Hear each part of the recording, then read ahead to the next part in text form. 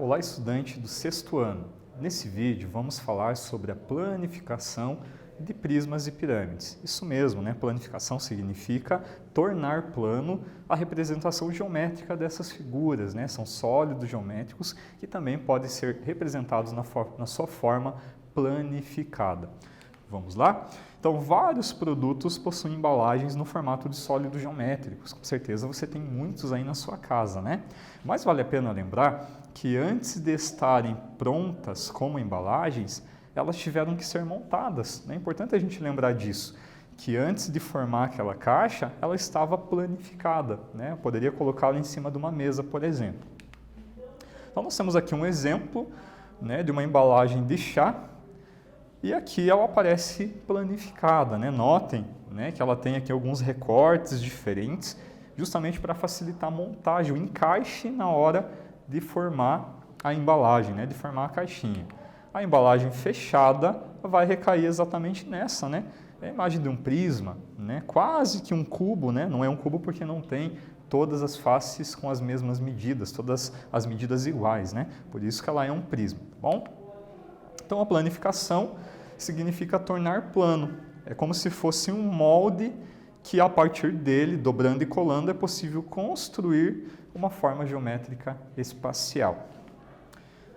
Vamos relembrar aqui as características dos prismas, né? Os prismas, eles são sólidos em que as faces laterais são retangulares e a quantidade de retângulos vai depender do formato da sua base, né? Então, por exemplo, aqui no cubo, né, que é uma exceção de prisma, né, nós temos aqui todas as faces quadradas, né, todas têm a mesma medida.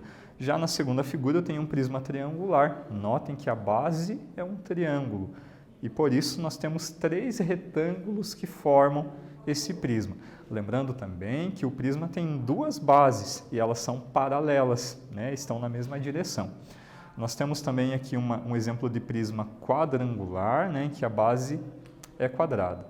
Sobre a planificação de um prisma, né, nós temos aqui alguns exemplos. Planificação de um cubo. Notem que eu poderia planificar o cubo de uma outra maneira também, tá? Não necessariamente dessa, essa é uma bem tradicional. Nós temos aqui do lado um prisma triangular planificado e aqui, logo em seguida, nós temos a planificação de um prisma quadrangular, né? Um prisma com a base quadrada. Ainda sobre a planificação do prisma, né? O que a gente percebe? Que as faces são retangulares, conforme eu já tinha falado, e além disso, as 2 bases sempre serão idênticas e paralelas. Essa é a característica dos prismas. E a gente consegue deixá-las mais evidentes na planificação.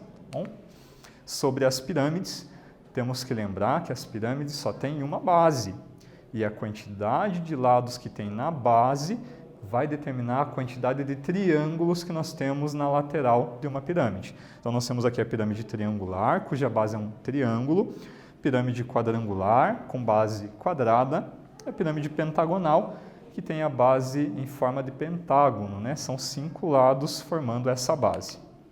Sobre a planificação dessas pirâmides, né, a gente tem os triângulos sempre unidos uns aos outros, e a base, né, fica destacada, né, como se ficasse para fora.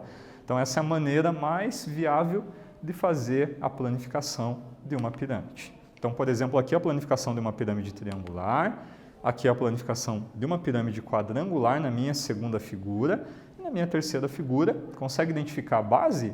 Notem que a base tem 5 lados, portanto, é uma pirâmide pentagonal. Características das pirâmides que é possível perceber na planificação. As faces são triangulares, têm uma única base e as arestas se encontram num único pontinho. Esse pontinho é chamado de vértice, podemos esquecer.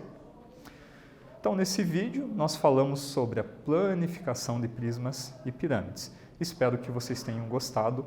Até breve.